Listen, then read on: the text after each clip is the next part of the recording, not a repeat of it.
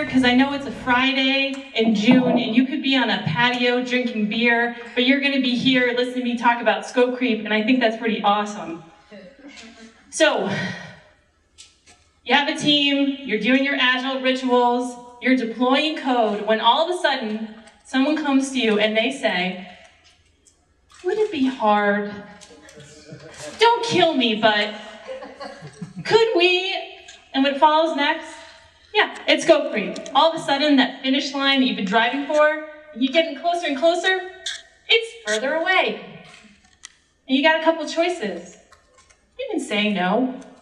You can say no and potentially alienate your sales team, your operations team, your leadership team.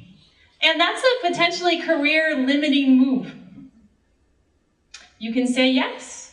You can say yes, and you can take on a bunch of extra work of potentially dubious value and try to jam it in and hope it's going to fit and work. You can try to negotiate. You can try and talk everybody into things and talk people out of things. I do that a lot. But that's going to take a lot of time, and during that time, you're not keeping your eye on the thing that we're actually trying to build. So as you go from engineer to engineering leader, you have a whole new set of conversations, a whole new set of challenges. And sorry, your engineering skills and all that smarts you have from engineering, they are not going to help you. Sorry. Instead, we need a mindset and we need a process to handle these new challenges that engineering leaders have to deal with and engineers don't necessarily. Let's talk about the mindset first. So a friend of mine was looking for a job and he said, I want to go to a company that's not in the middle of some change. 55 active clients. Talk to people all the time. I know of no company who's not going through some sort of change. Markets change, customer needs change, regulations change, leadership changes, priorities changes. My former employer, CEB, would tell you that they advise chief human resources officers all over the world, and they're not telling them to get better at change management. They're telling them to go hire people who are good at change. So when we resist change, when we reject new ideas, what we're really doing is rejecting learning and discovery. And if I can tell you anything from my 10 plus years doing this, is that I am wrong a lot. I think they're gonna like it, they hate it. I think they wouldn't care about it, they love it. The minute we stop accepting new ideas, the minute we stop learning and discovering is the minute that we start making software that nobody wants. So recently, I was on the receiving end of a spreadsheet with more than 100 records. I thought we didn't do those things anymore. Y'all know what I'm talking about. And I thought, oh man, okay. This is every hope, this is every dream, this is every wish that these people had, and they just put it in my hand and said, can you build this? And I thought to myself, oh, goody. Because realistically, I'm only gonna use maybe 20% of that. Because we're gonna get into this and we're gonna figure it out. And so much has changed from the time it took you to make this 100-row spreadsheet. Because we don't know what we need when we start to build something. It's only through building and pushing it out there and learning and getting in front of customers that we truly know what we need.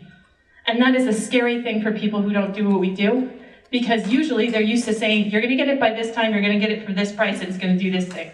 And that is not what we do, because that's why there's no such thing as scope creep. That is change managed badly.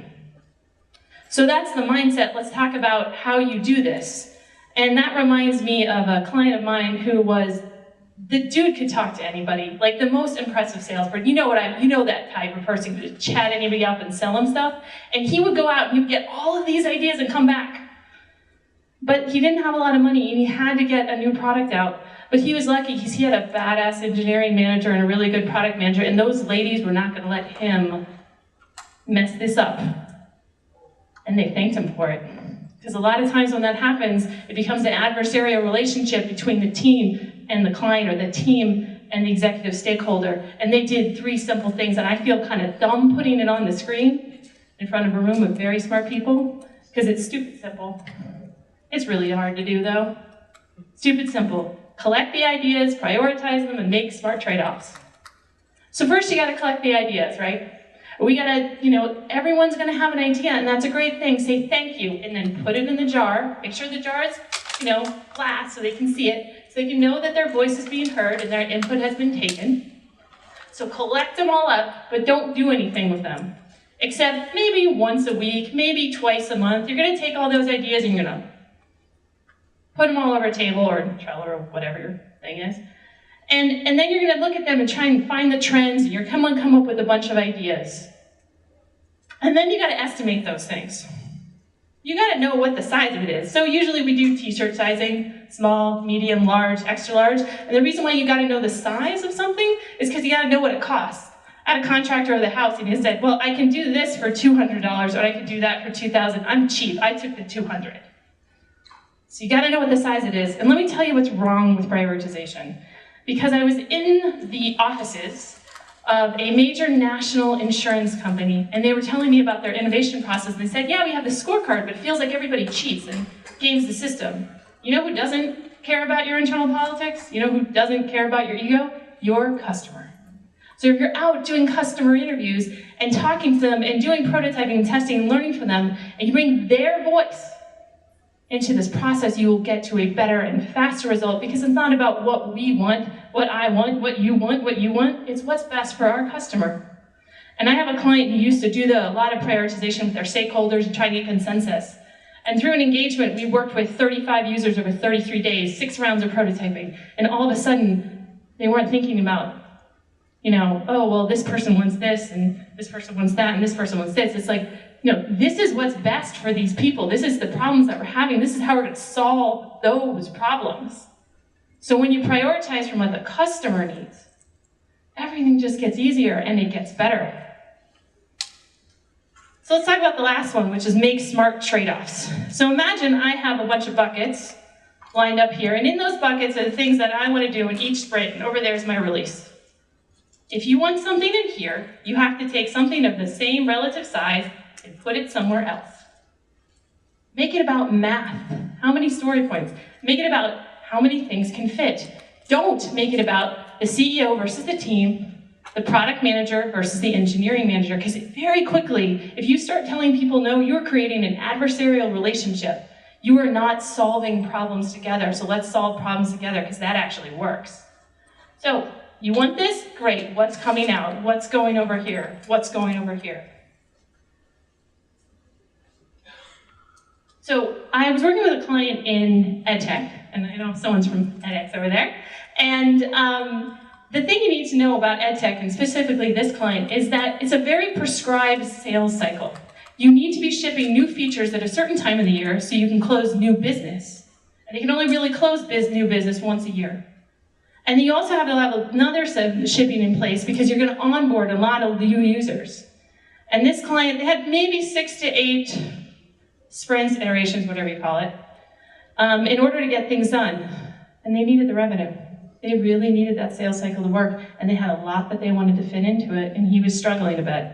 And so I said, okay, tell me the 3 things these buyers really need. Tell me the 3 problems that these people have that we can do something about. And I put it up on the whiteboard. And I grab a card and I say, okay, does this help with this one? This one? This one? Backlog. This one? This one? 2 of 3? Backlog. 3 of 3? Yeah, we're gonna do it. And we kept going through this process for like 15 or 20 minutes. And I grab one and I turn around to look at him and he says, don't say anything, just put it in the backlog. And meanwhile, I'm doing my happy dance, happy dance, because he started to understand what I was trying to do. Could I have just given him a release plan? Kick it out of Jira, make a little release plan, maybe make it nice looking. Sure. Would that have been faster? Yeah. Would it have worked? No. It wouldn't work, first of all, because this dude knows his business better than I do. He's the one who's out talking to people. He's the one who's been in this business for years and years, so he really knows and understands it. And I don't. And I know that if I try to force my release plan on him, he's going to reject it because of this 1 or 2 things that I got wrong. He also knows he has to be invested in this process. I cannot do it for him, because if I just tell him it's his opinion versus my opinion, we're going back to that adversarial relationship that engineers sometimes get with other people in the company. But instead, if we're using a process to solve problems together because we're trying to drive somewhere, everything changes. And as we're going through this process, he feels heard. He feels understood. I'm learning more about him. I'm learning more about his business. I am earning his trust. We are creating a collaborative relationship. And if we can do that, then I will be smarter, this team will be better, and this product will be better. So as you go from engineer to engineering leader, being smart is not enough. Having smart ideas is not enough. We need to figure out how we get people to walk with us, how we embrace change and the fact that people are weird and irrational, because they are. There's a lot of research that'll tell you that's the case, but don't just trust me on this one. And how we walk through. And when it comes to scope creep, it can be your friend. New ideas are the things that could make the difference between a great product and a not good one. So the next time that somebody says to you, don't be mad, but could you? Maybe you should say yes. Thank you.